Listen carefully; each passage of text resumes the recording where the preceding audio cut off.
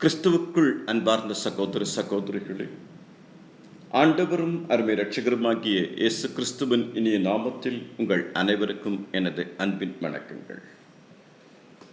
இந்த நாளிலே வேத புஸ்தகத்திலிருந்து 4 காரியங்களை உங்களோடு கூட பகிர்ந்து கொள்ள இருக்கிறேன்.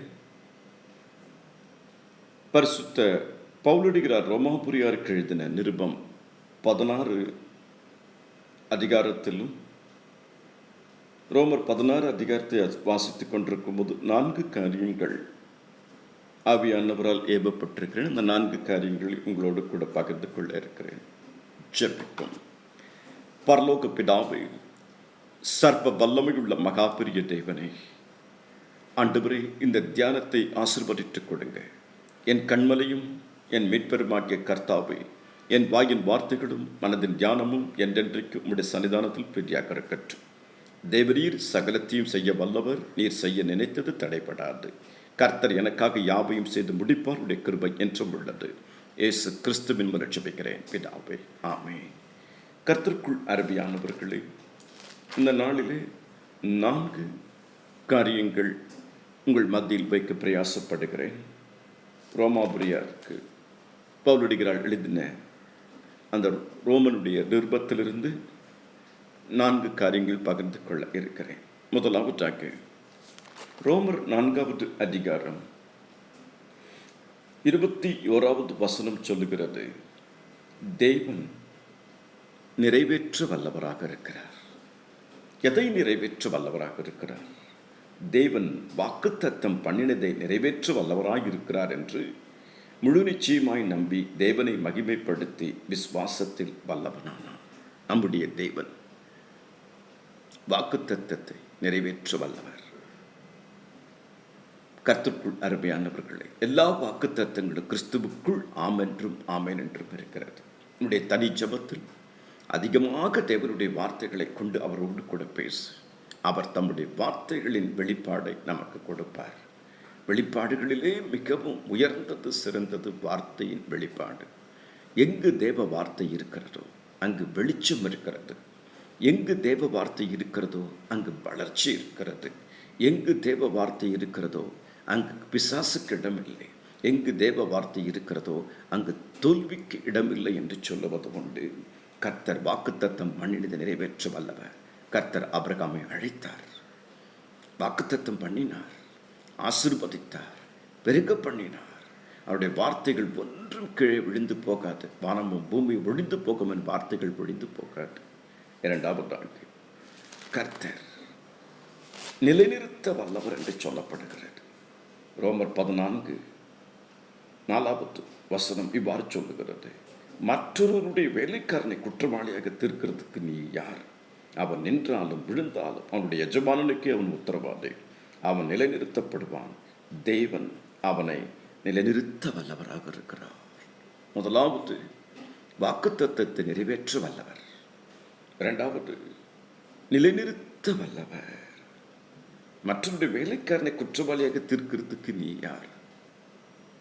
அவன் விழுந்தாலும் எழுந்தாலும் நின்றாலும் அவனுடைய எஜமானனுக்கே அவன் உத்தரவாதி. கர்த்தர் நம்மை நிலைநிறுத்த வல்லவர். எந்த இடத்தில் நாம் விழுந்தாலும் நமக்கு ஒரு எஜமானன் உண்டு பரலோகத்தில். உலகம் நம்மளை 1000 குறை கண்டுபிடிக்கலாம்.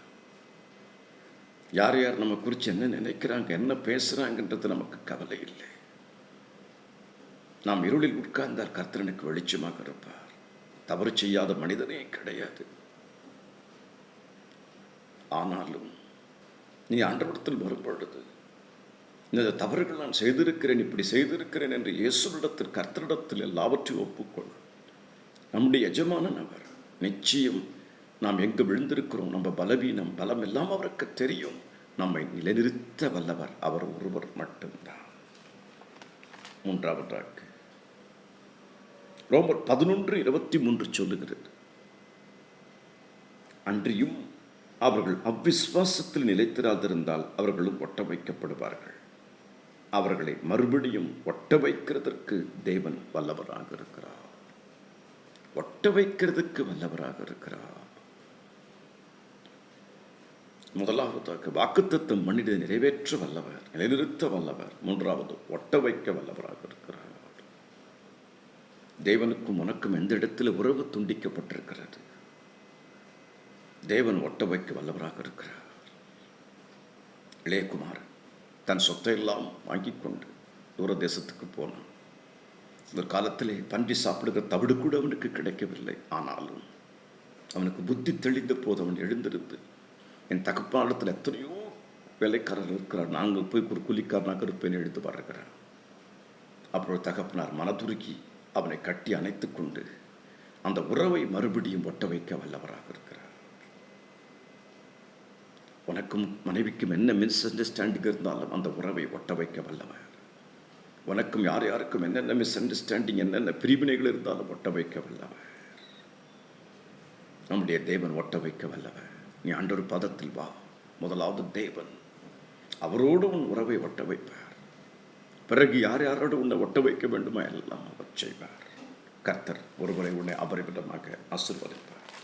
கர்த்தருக்குள்ள அருமையானவர்களை, கடைசியாக ஒரு காரியம் நான் சொல்லி, ரோமர் 16:26 இயேசு கிறிஸ்துவை பற்றிய பிரசங்கமாக்கிய என் சுவிசேஷத்தின்படி உங்களை ஸ்திரப்படுத்த வல்லவர், ஸ்திரப்படுத்த வல்லவர். 4 காரியத்தில் வல்லவர் என்று சொல்லி ரோமர் 16 அதிகாரம் முழுவதும் சொல்லப்படுகிறது. 1, வாக்குத்தத்தம் பண்ணினதை நிறைவேற்ற வல்லவர், நிலைநிறுத்த வல்லவர், மறுபடியும் ஒட்ட வைக்க வல்லவர், ஸ்திரப்படுத்த வல்லவர். கொஞ்ச காலம் பாட அனுபவிக்கிற உங்களை கர்த்தர் சீர்படுத்தி ஸ்திரப்படுத்தி பலப்படுத்தி நிலைநிறுத்துவாராக. இயேசு கிறிஸ்து சொல்லுகிறார் பேதுருவை பார்த்து, சீமோனே சீமோனே, சாத்தான் உன்னை சுலகினால் படைக்கிறது போல உன்னை படைக்கும்படி, கோதுமையை சுலகினால் படைக்கிறது போல உன்னை படைக்கும்படி என்கிட்ட உத்தரவு கேட்டுக்கொண்ட, ஆனாலும் உன் விசுவாசம் ஒழிந்து போகாதபடி உனக்காக நான் வேண்டிக் கொண்டேன். நீ குணப்பட்ட பின்பு மற்றவர்களை சிறப்படுத்து. நம்முடைய தேவன் நம்மை சிறப்படுத்த வல்லவர். தேவனுடைய வார்த்தைகள் நம்மை ஸ்திரப்படுத்தும். தேவனை நோக்கி துதிக்கிற துதி நம்மை ஸ்திரப்படுத்தும். தேவனை பற்றும் விசுவாசம் நம்மை ஸ்திரப்படுத்தும். நம்மளை ஸ்திரப்படுத்த வல்லவர். நம்மை உறுதியாக பற்றி கொண்ட மனதுடைய உண்மையை நம்பி இருக்கிறபடியால் பூர்ண சமாதானத்தோடு காத்துக்கொள்வேன். பரலோக பிதாவே, இந்த 4 காரியங்களையும் சற்று தியானிக்க கொடுத்த கிருபைக்காக நன்றி அப்பா. தேவரீர் சகலத்தை செய்ய வல்லவர். நீர் வாக்குத்தத்தம் பண்ணிட நிறைவேற்ற வல்லவர். நீர் நிலைநிறுத்த வல்லவர், மறுபடியும் ஒட்ட வைக்க வல்லவர், சிறப்படுத்த வல்லவர். நாங்கள் நினைக்கிறதற்கு வேண்டிக் கொடுத்ததற்கு மேலாக ஆண்டவரே கிரியை செய்ய வல்லவர். இந்த தியானத்தை கேட்கிற அத்தனை பேருடைய வாழ்க்கையில ஆசீர்வாதம் இருக்கட்டும். அவருடைய வாக்குத்தத்தத்தை வாழ்க்கையில் நிறைவேற்றுங்க, அவருடைய நிலைநிறுத்துங்க, மறுபடியும் ஒட்ட வையுங்க, ஸ்திரப்படுத்துங்க. அதிசயங்கள் அற்புதங்கள் நடக்கட்டும். பரிசுத்த ஆவியானவர் வல்லமையாய் வந்து இறங்கட்டும். இந்த தியானத்தை ஆசீர்வதித்து கொடுங்க. இயேசு கிறிஸ்துவின் மூலம் ஜெபிக்கிறேன் பிதாவே, ஆமென், ஆமென்.